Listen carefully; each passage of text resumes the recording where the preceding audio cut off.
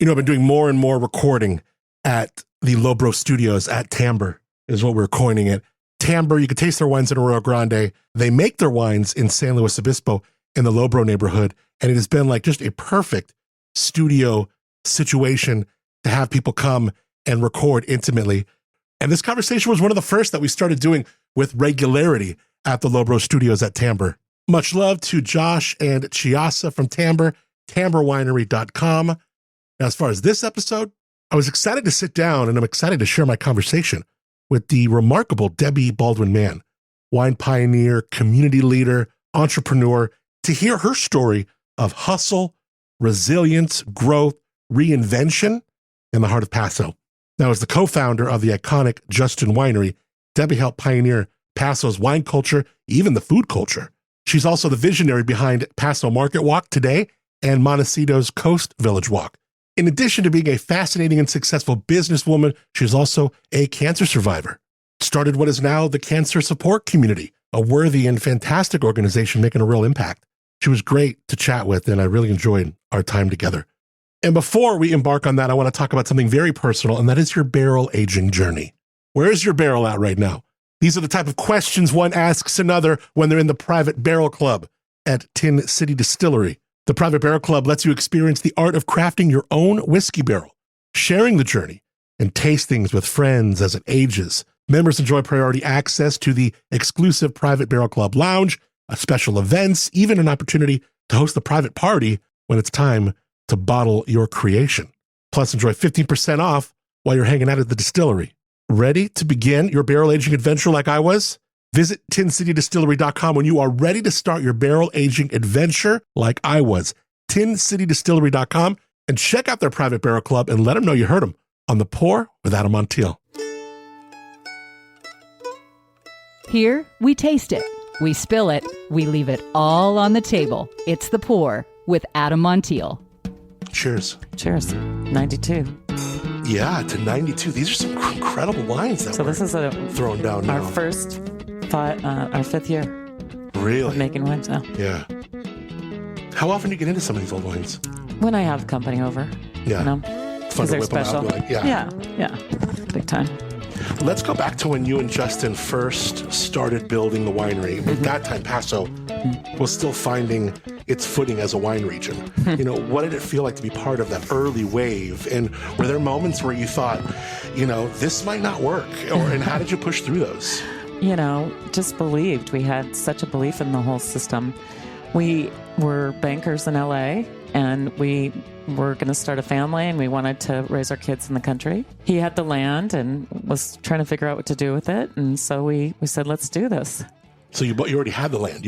Yeah. Were you drinking wine before? Were you into wine before? So you were totally. already into it. Yeah. I grew up in Washington State, so I knew I was all into the Washington State wines. Where'd you come from in Washington State? I grew up 50 miles north of Seattle.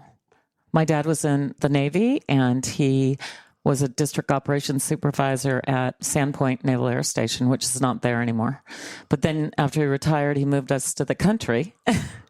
And I grew up on a 26-acre ranch. Wow. But I was like, get me out of here. I want to go to the big city.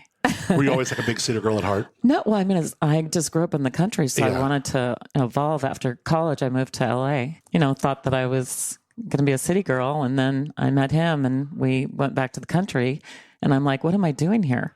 Yeah. Every time you were yanked back into the country, you felt like you belonged out of it. Yeah.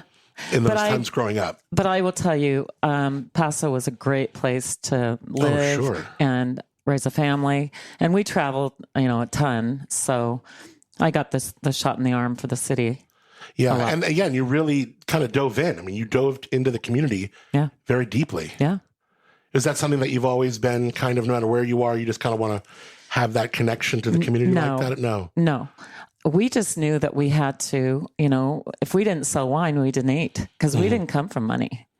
A lot of people, I think, thought we did, but we didn't. We just, we're regular people. Yeah. So really, like the fortune, or I don't know, whatever you want to call it, like all that came from credit lines with the bank. Yeah. Serious. Yeah. Yeah. And in those days, it took us like 10 years to make a profit, because we kept, reinvesting into the business every year. What was the idea to build Justin so at one day it would be acquired, or was it like, we're going to retire here, we're going to have, you're like, what was like the thought in the beginning of it?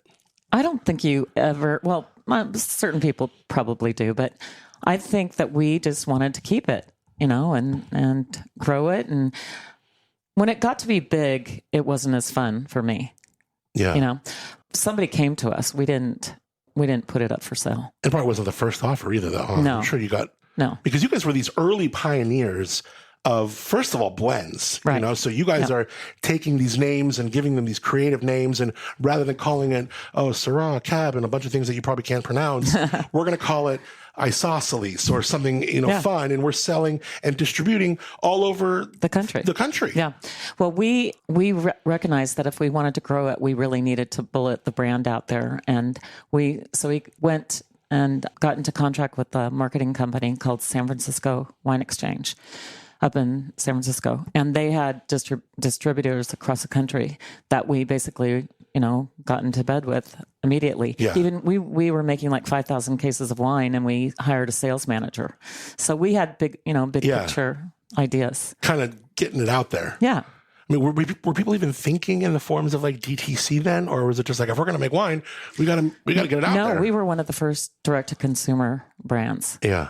We went to Gainey and they were doing it, and we're like, we need to do this. Yeah. And is this before, did people have wine clubs then? Did people have? No. Gainey did. Did they? Yeah. Mm-hmm. And you're tasting probably for free. Mm-hmm. Yeah. Just to have people come out there and taste. Yeah. Oh, yeah. We were 15 miles down a country road. I mean, we were thinking, who's going to come out here? Yeah. And even then, I mean, I've done a couple of interviews with Justin where he talks about how for a long time, I mean, take Vineyard, you would drive that. It's a long way to get to Justin, and there'd be no wineries on that street. Yeah, we were at the targeted visit. Yeah, that's incredible because you guys, it's a destination out there where you guys were. Yeah. Yeah.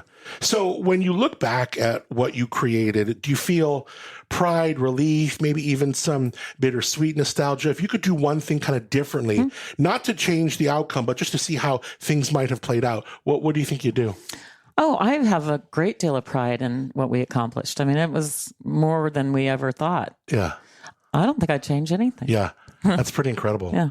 So after the sale of Justin, what did that moment teach you about everything you've built, about success? Did it feel like the end of something, the beginning of something, kind of both? What did you do that first week after it all became real? I think I was in shock. Yeah.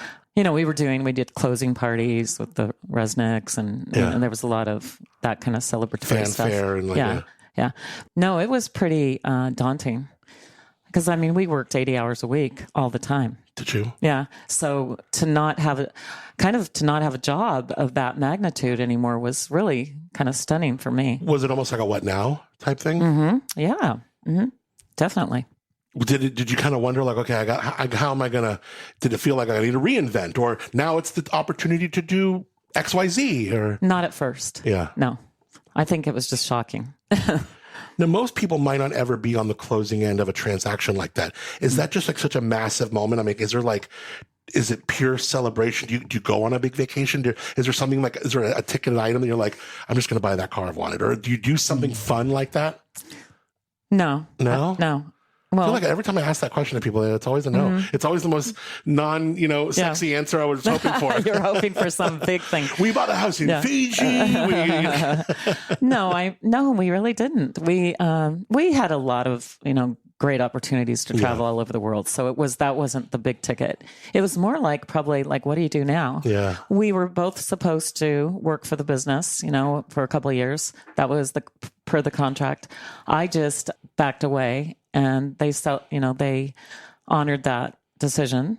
So was that kind of were they kind of like, well, wait, we need you too. We want you to go on winemaker dinners and represent. Well, yeah. I mean, I was supposed to do that, but you just weren't feeling it. Unfortunately, no. Like Justin and I split up. Yeah. So, oh, I see. I just wanted that was the timing was. Yeah. And that just makes sense. Yeah. Mm-hmm. Yeah. Then they can. So I wanted to do my own thing.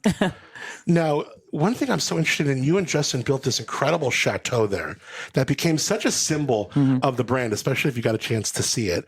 When you think about the process of creating that home, what does it mean to you now? I mean, was it, I know that you lived there, so it was truly your home, but was it more of this, like, did it feel like home? Did it feel like this statement of the brand? What tell me about creating that home, and if you could have that home anywhere and it just be yours, would you take that home and put it anywhere? That home was it was a showpiece for the business because we did a lot of entertaining. We did a lot of distributors, retailers, restaurateurs, everybody. We would, have them up to the house and entertain them for dinner based upon, what our association was.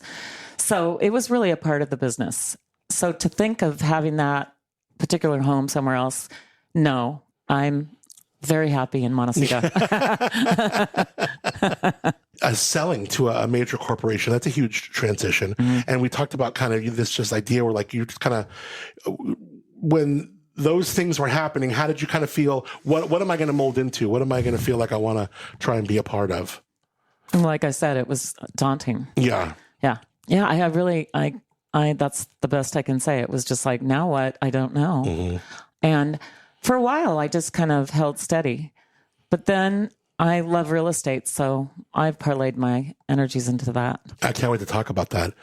A little bit after you had dissolved that relationship, that oak tree controversy, right? Oh, yeah. That cast a long shadow in the moment, even though I feel like it only reverberated kind of here. Yeah. I don't know that it had a lot of reverberation outside. All over the country, people read about it. Really? Oh, big time. So it was, okay.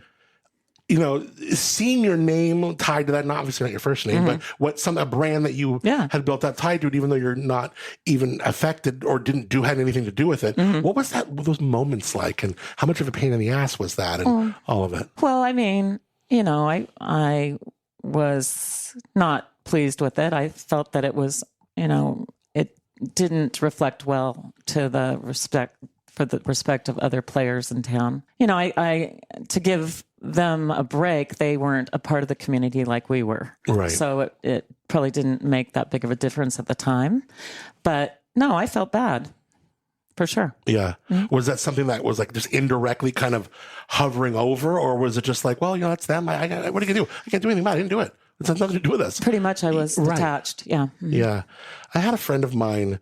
I met him. He was a homeless guy. He was battling terminal cancer. He came on my show with an organization I love called Dream Makers. His name was Tony Devotier. And after that appearance, we became friends. We would grab lunch together, learn from each other. And I remember one of the things sitting with me that he would tell me about this blessing of having a terminal situation like cancer. We talked about this situation just where, like, it gives a new perspective, and having this that he was dealing with and battling so strong and overcoming it. How did it, I know, because we're going to talk about the cancer support community, which you helped found, as well as like your personal battles.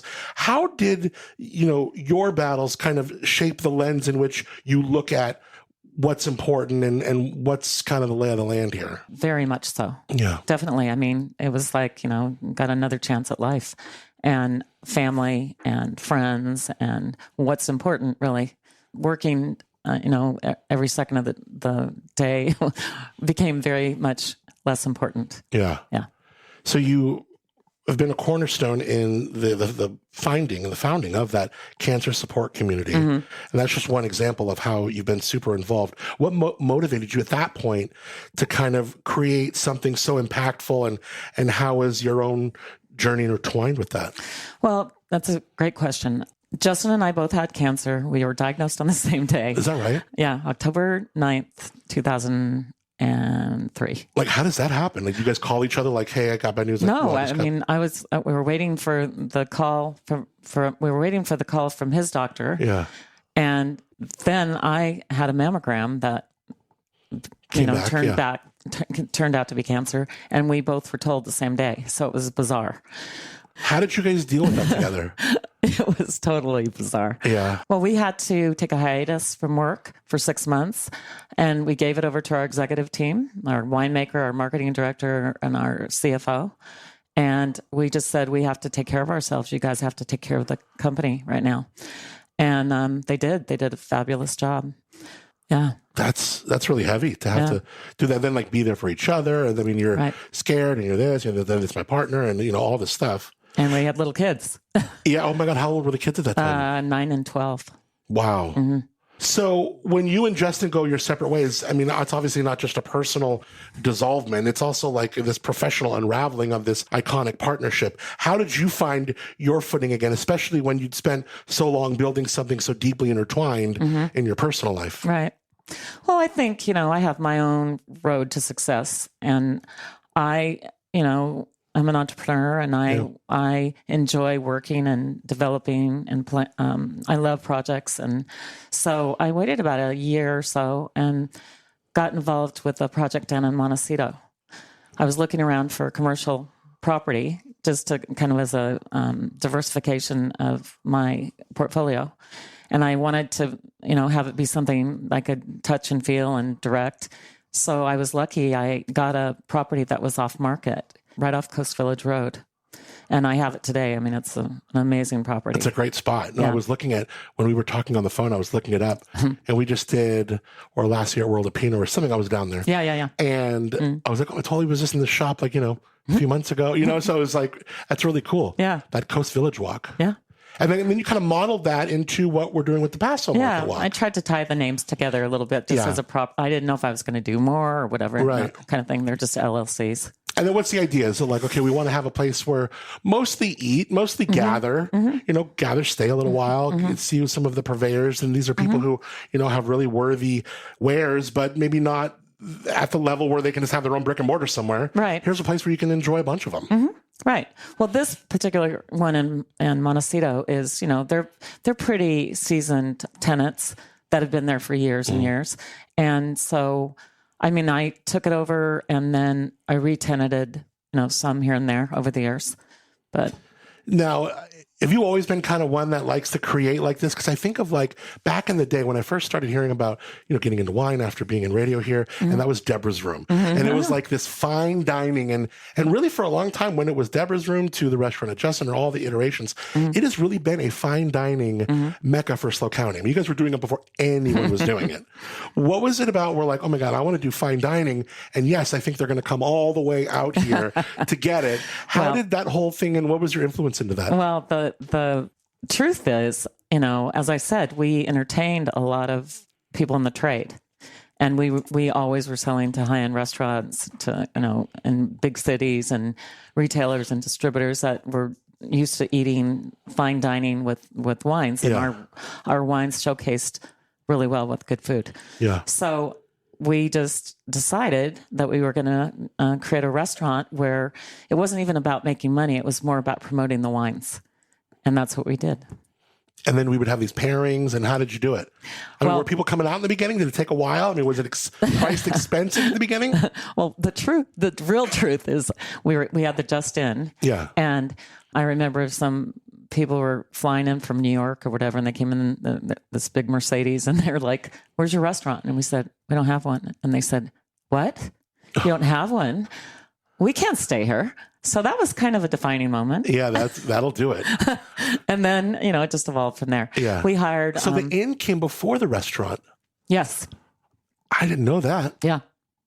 And then you just must have redid it then. Was it always in the same spot? Yeah. It's always right there. Yeah. That's so much. I thought the inn came later. No, the inn came, after the winery. Yeah. But the restaurant came after the inn. What was the earthquake like there? Oh, God. Terrible. Yeah. That was 2003 as well. Right, in December of 2003. Yeah. Oh, so that's another thing that you had dealt to you in 2003. Man, if there's 1 year, everyone looks at 2020. I don't think I want to go back there. For you, it's 2003. Yeah. No.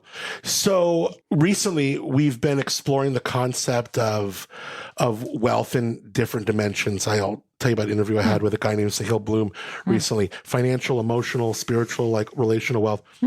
You've experienced a lot of success, but where have you found the most like personal growth? How have you tried to balance different kinds of those wealths in your life? Good question.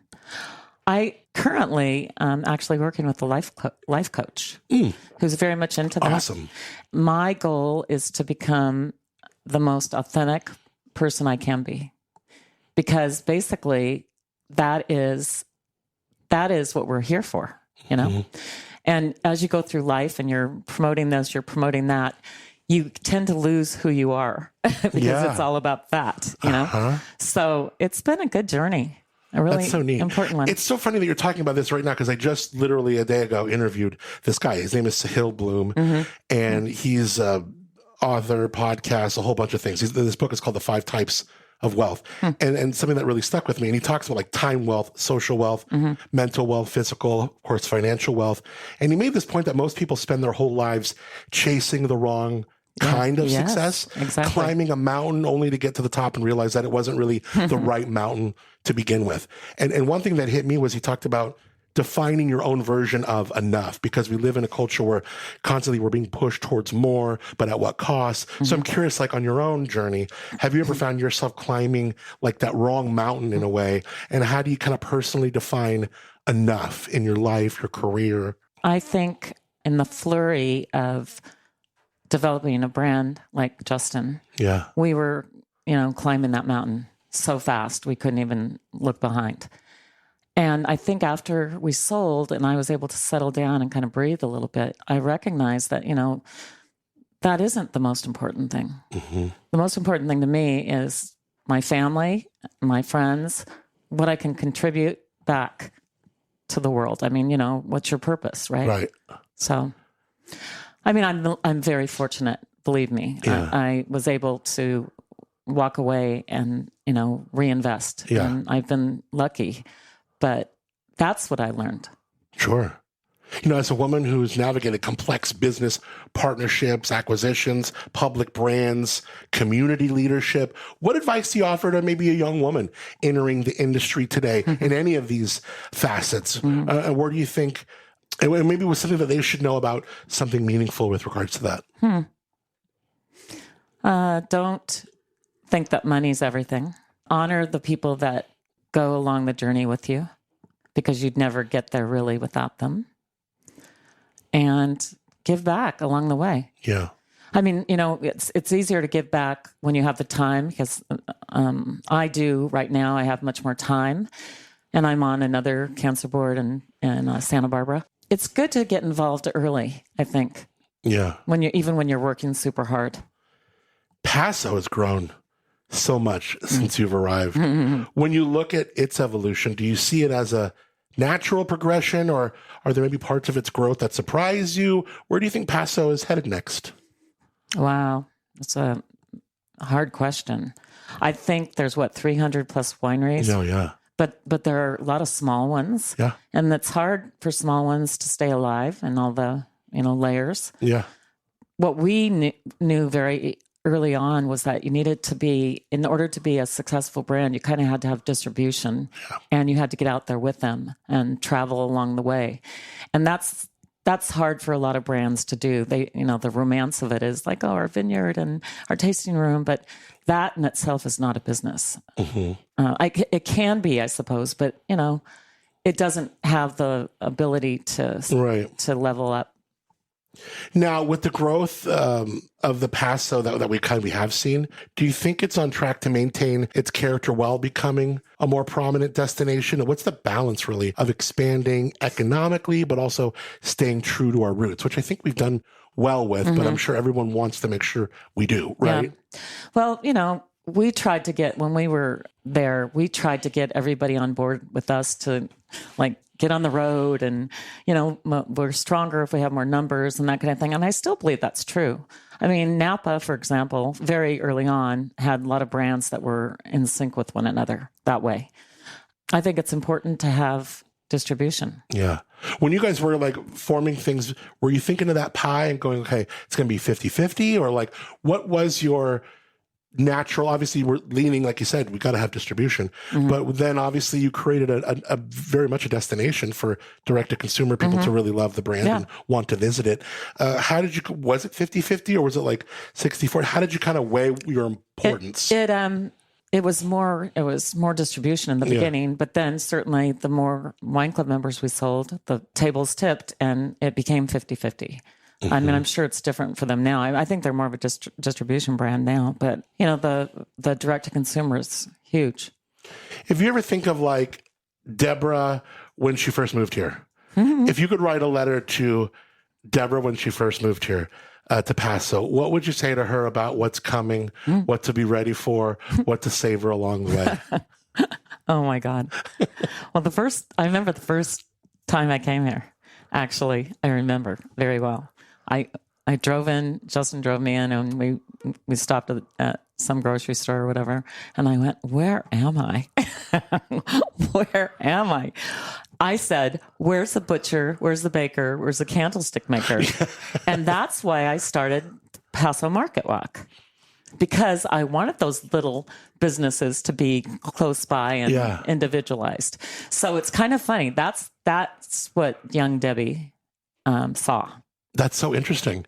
And then it ended up being something that kind of struck a chord where when you created the Paso Market Walk, those things were all in mind. Yeah.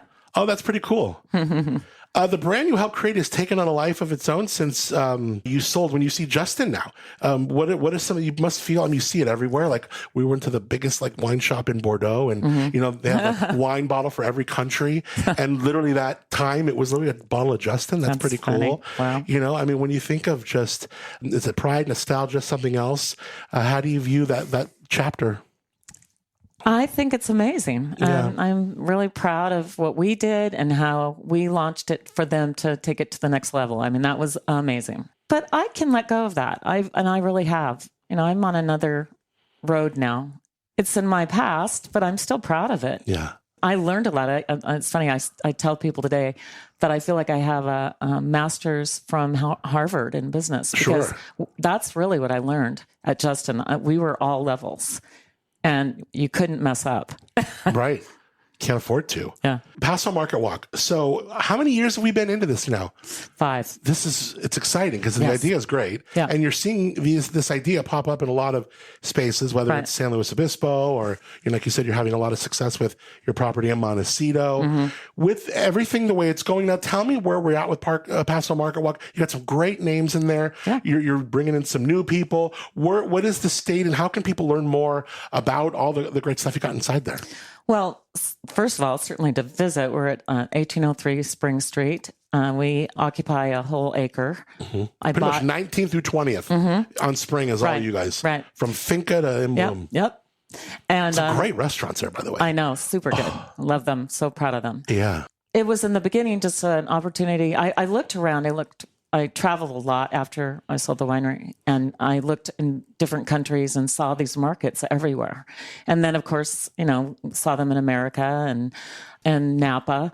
And I thought that we were ready for that in Paso. And we are.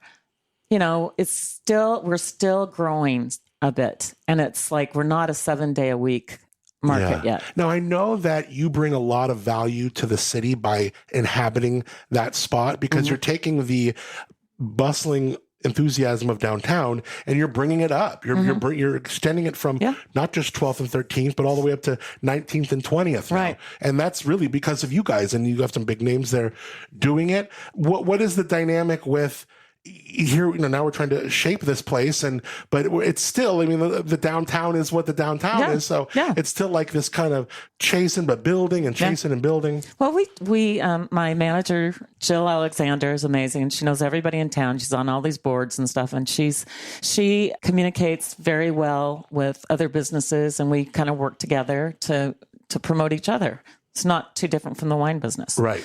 It's a gentrification of a new area. It's just like the downtown was, it started back when, and it wasn't all hustle bustle, but it takes time.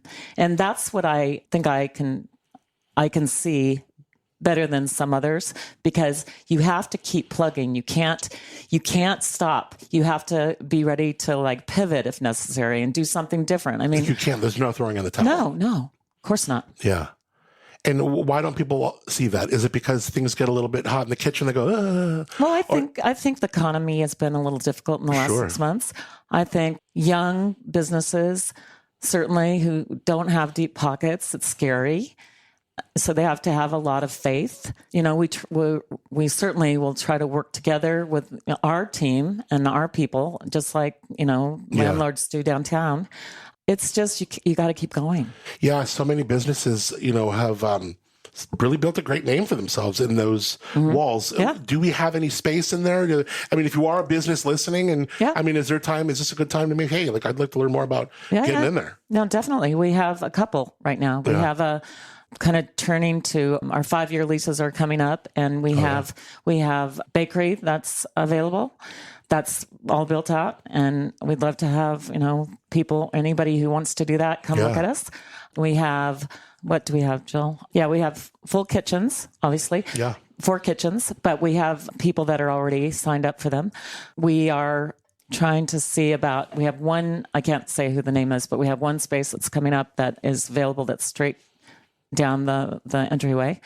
And, we're trying to do some new things to encourage, opportunities for signage, for events. Jill, during the big season, we always have music every Friday night, and our tenants, which is really important, do their own marketing, and they have their own events there, type of thing. So there's that kind of thing. We only have a couple spaces open right now. But it's cool because when you drive by, you see this, it's set up, aesthetically beautifully, and you have, chairs out on the lawn, and, it's super family friendly. And then I want to talk about these VRBOs. I don't know if you're doing it through them or what kind of vacation rentals they are, but you have these lofts that are there. Right. And again, I mean, you have this really forward thinking, because, we see the fun parts and the enthusiastic parts of the big city. Right. So you can have be right here, have all of these people right at your fingertips, and be staying in a loft for a couple nights while you're vacationing in Paso, and be positioned right in town. Yeah, I think that's what we've seen, that people that, when we created it, that was the goal, was to have sort of this interactive mixed use kind of feel, like more of an urban feel. Yeah. And that's what we have, repeat guests all the time, and they love the activity downstairs, that they can have coffee in the morning and lunch and then dinner at night, kind of thing. And then of course they enjoy the other services in town and the wineries. They love the wineries. Vacation rentals are huge now, in Paso. It's a big thing, huh? Right. A lot of places, whether it's houses downtown or what. Right. But I think that even there's going to be some zoning changes right near us. Or are they going to kind of tighten it a bit? No, they're going to open it up to hotels. Oh, really? Yeah.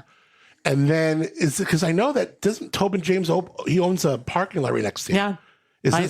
I believe that he's going to be doing a hotel there. Yeah. Wow. And then there's this Hotel Ava. Yeah. Where's that going to be? That's kind of on the backside. But I don't really know. I've heard about it. I think it's right by Hotel Cheval, right? I heard there's a lot of people involved in it. Yeah. You can imagine, the next 5-10 years, Paso is going to even take a big wider stride than it already has. That is true. But you're seeing that right before your eyes. There are a lot of hotels that are on the planning boards and are going to be opening up in the next couple of years. And, because it takes a long time to have that happen. Yeah. It's not just like you open up, tomorrow type of thing. It takes years. And that will help the whole area.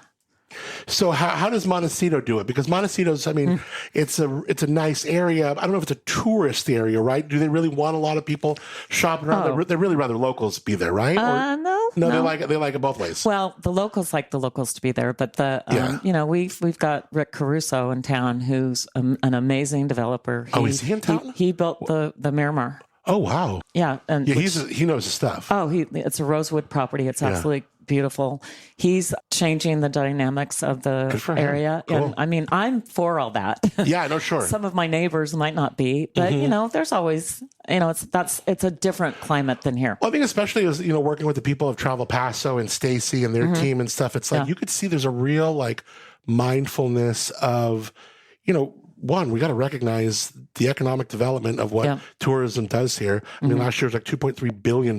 Yeah. Where, back when certainly when you first arrived here, there wasn't big conversations of general funds, fire department, this and that, getting tourism money. No. So it's very much the way we are accustomed to living here is because of the money that tourism brings in. Exactly. And then just kind of figuring out how, and I know Travel Paso is really good about kind of maintaining that honest vibe of a local that lives here and wants to appreciate it. Yeah. Spreading the tourism around. I think it's great. SoCal is doing that. Say, hey, go to Cambria, go to here. It doesn't have to all be this or this. So there's a lot of people kind of working their smart brains on it. I think it's pretty exciting what's happening here. Absolutely. Yeah. Yeah.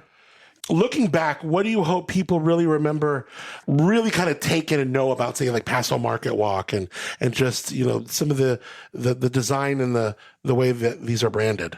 What do I hope they really take away remember? from this, or kind of like really take away from an experience like that. Hey, we got all these things, or if you're visiting, come on in. There's a lot of things you can grab. Yeah. Well, I think, again, like I think it's cool if they come stay with us. They have all these amenities downstairs to enjoy, that they're feeling something that's more like an urban kind of flair in a country town, it's just another facet of Paso Robles that is new and different. Kind of speaks to that, tourism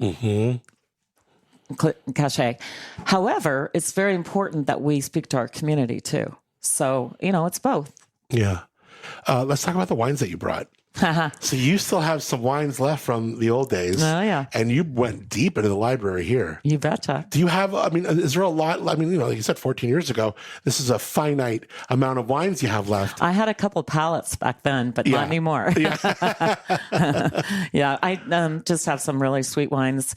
We never touched for many years because unless we were like tasting and making the wines or making the new wines. I, in fact, have two 94s, which of course I didn't bring. My daughter's getting married and she was born in 94. Oh, that's awesome. So we have a 94 Cabernet Franc and a 94 Isosceles that I've saved for she and her husband to be. Oh, that's awesome. Yeah. And then so what else did you bring here? We have a 2000, we have a 97, a 92, and an 04. Yep. Dang. Yeah. Can you remember those years at all? Like, do those? Oh, yeah. Do those years like, 97 this? So do they come at you like that or the not? 97 was one of our best accolade years. We won the number 6 from the Wine Spectator for our isosceles. So yeah, it was a huge year. We made a big fruit bomb. I don't know how this is great today. Yeah, but besides my, jackass getting the cork in the bottle, but we got this big thing. We're in Tamber. We got this big thing here. But no, it tastes great. Yeah, I'm trying to find a way. But it's interesting because here, you want to put it in here? Some of the years when the wines were so big and so full, they kind of lost their fruit over time. Some of the years that were closed up, more like Bordeaux, in France, became bigger as time went by, which is what the 04 and the 92 are more like. Did you ever think about getting into wine again? That's like looking at that's a dumb question, Adam. No, I think you can only go to the Super Bowl once. Yeah, that's true. I remember our director of marketing said that to us, and I believe him. Yeah. So you're on some boards now? Like, what are our days filled with now? How are managing this? Like, what's a typical day to day for you? It varies. I do a lot of work and via emails and stuff. Like I said, I have a property manager who handles both properties, but I work with Jill a lot in terms of issues, problems, whatever, opportunities. So half my day might be involved with that. I'm vice chair of a foundation called Teddy Bear Cancer Foundation. It's for kids with cancer, and they benefit families up here in Paso Robles as well. And we collaborate with the other cancer foundations in our community. Where are you in your journey with that? I'm solid. Yeah. Knock on wood. That's awesome. Yeah. Thank you. Yeah. I know that my mom had breast cancer, and one of the things I know was so important was attitude. Yeah. And it's really one of those things, besides whatever route you're going with as far as treatment, your attitude and your outlook. And there was some family things that we were dealing with then, and her attitude just, she was really down on a lot of things, and I really feel like it affected you. When you were in the times of your battles and it got its hardest, where did attitude sit as a medicine for you? Well, in the beginning, it was terrible. You felt like you got hit by a truck. But it is true, and I believe that you manifest your thoughts. And I know that sounds so catchy right now for that word, but it's true. I think what you think you are. And so there's a lot of health that is attached to that. Oh, that's really heavy. That's awesome though. That's so cool. So if folks want to learn more about the Paso Market Walk or maybe you're listening and you have a business, we belong in here, check it out. Or maybe you are thinking, I want to come and stay there, stay in those lofts. How many rooms we got? 6. 6 different rooms. Cool. And what a great place, like central. Yeah. You could be right close to downtown. You got all those things literally steps away from you. That would be, and people just go to PasoMarketWalk.com. Yep. Or call Jill. 805-720-1255. She docks her cell phone out there. She's got a car. On her car, she's got the it's labels. All over. Yeah. I love it. So yeah, the lofts, and then of course, Paso Market Walk when you're out here and you're hanging out in Paso. Yeah. Well, this was really fun. I really enjoyed meeting you. I met you years and years ago. Yeah. And you're just so awesome to talk to. And, thank you. And I could tell you're such a pro, but you really were just like, I don't talk about anything. And yeah. Why not? Yeah, I really loved chatting with you. I hope this was fun for you. It was very fun. I really appreciate it. And you're easy to talk to as well. Oh, that really means a lot.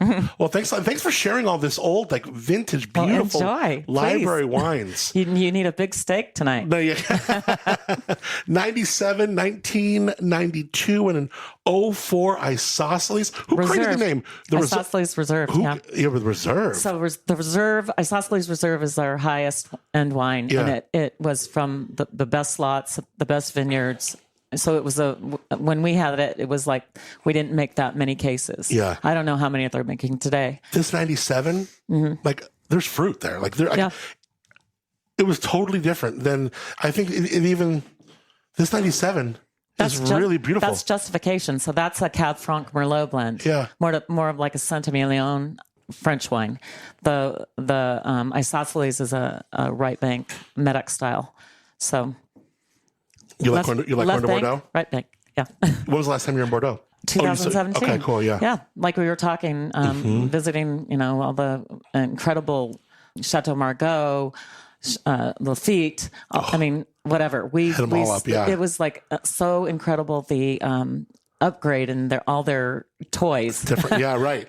Where else do you like to travel? Like if you had your own, when you like to go somewhere, where do you like to go? I like to go everywhere. I've been to the East. I've been, to Europe a number of times. I don't know. I mean, Patagonia is one of on my list. The Seychelles Islands. I'd love to go there. I'm a junkie a little bit. Yeah. The long plane rides, like you'll go super far away. It doesn't matter. Yeah, I've been to South Africa a couple times. Yeah, but you kind of have to stop through London. Yeah. It makes it more. What's the furthest place? Have you been like Australia? I've been to New Zealand. I haven't been to Australia yet. Yeah, that's right down there. Yeah, but New Zealand was one of the reasons why I built the Paso Market Walk. There were so many examples of that. I was looking through my pictures the other day, and one of the buildings that I saw was at a place called Kidnappers Cove, and that's what I copied. I gave to my architects to, kind of design. Modeled after a storefront in New Zealand. Yeah. Oh, that's so cool. I love it. Well, this was really fun. I appreciate you sharing with me and hanging out, Debbie. You bet. Thank Cheers. you. You're really easy to talk to. Thank you. It's The Pour with Adam Montiel. Here, we taste it, we spill it, we leave it all on the table. You can hear The Pour in its entirety on Apple Podcasts, Spotify, iHeartRadio, YouTube Music, and wherever you get your podcasts. For more, visit AdamMontiel.com.